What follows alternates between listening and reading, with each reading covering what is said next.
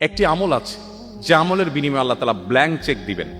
Blank cheque তো বুঝি আমরা, ফিগার আপনি বসায় নেবেন, স্বাক্ষর উনি করে দিয়েছেন, অ্যাকাউন্টে টাকার অভাব নাই, তুমি ফিগার বসায় নাও। একটা আমলের বিনিময়ে শুধু কোরআনে আল্লাহ তাআলা বলেছেন আখিরাতে বান্দাকে আল্লাহ ব্ল্যাঙ্ক চেক দিবেন। একটি আমল, অনলি একটি আমল। বলবো সেটা?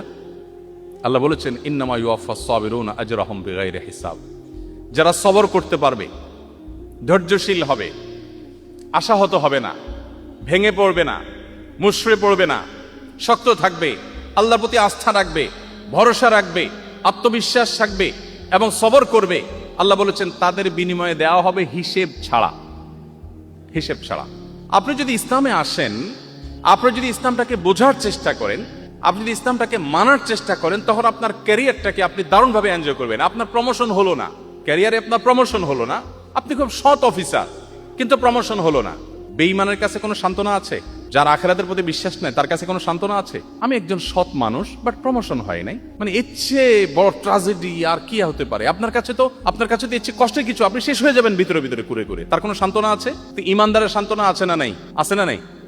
আমার টার্গেট ছিল আমি প্রশাসনের সর্বোচ্চ লেভেলে যাব, আমি পড়াশোনা করে ভালো একটা জায়গায় যাব, যে আমি দুর্নীতিকে জাদুঘরে পাঠাবো, এদেশে মানুষের মুখে হাসি ফোটাবো, আমি অপ্রশাসনের বিরুদ্ধে সংগ্রাম করব, আমি সমাজে উদাহরণ হব, আমি মানুষের জন্য কাজ করব। এটা জীবনের সার্থকতা। ভোগবাদ এটা জীবনের সার্থকতা না।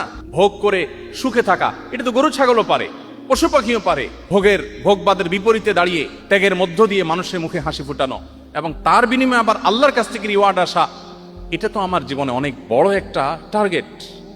এই টার্গেট যদি আমি ফুলফিল নাও করতে পারি, আমার প্রমোশনই হলো না, চাকরিটাই হলো না, জায়গা মতো যেতেই পারলাম না, ইমানদারের সান্ত্বনার জায়গা হলো নবীজি বলেছেন মানহাম্মা বিহাসানাতিন ফালাম ইয়ামালহা।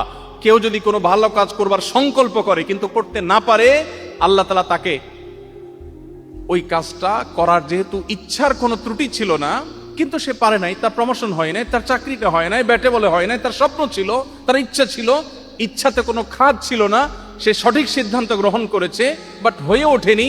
নবীজি বলেছেন কুতিবাত লাহু হাসানাহ। সে যা নিয়ত করেছে ওটা নিয়ত করে করলে যা সওয়াব পেত, নিয়ত করে সেটা করতে না পারলেও আল্লাহর কাছে সমপরিমাণ সওয়াব লাভ করবে। আপনি যদি মুসলিম হন, আপনার জীবনে প্রমোশন না হলে, চাকরি না হলে আপনি সান্ত্বনা খুঁজে পাবেন। চাকরি হয় না তাতে কি সব এক চুলও কম হবে না, আল্লাহ আমাকে পাই পাই করে দিবেন, ঘোষণা দেওয়া আছে, কারণ আমার ইচ্ছা কোনো ত্রুটি ছিল না। কিন্তু যদি আপনি ইমানদার না হন, আপনি যদি বেঈমান হন, তাহলে সেক্ষেত্রে আপনার কোনো সান্ত্বনা না, আপনি ও স্যাড বলে আপনি মন খারাপ করবেন, কিন্তু আপনার কিছু করার থাকবে না, আপনি অসুস্থ হবেন। এই জন্য পৃথিবীতে কেউ যদি সুখ চায়, আল্লাহ কোরআনে এমনিতে বলেন নাই আলা বিযিকরিল্লাহি তাতমাইন্নুল কুলুব, যদি কেউ সুখ চায়, কেউ যদি মানসিক প্রশান্তি চায়, সেজন্য আল্লাহ স্মরণ করে। আল্লাহ স্মরণ করলে তার অন্তর এমনিতেই প্রশান্ত হয়ে যাবে। আল্লাহ আমাদের সবাইকে মুসলমান হওয়ার তৌফিক দান করুন।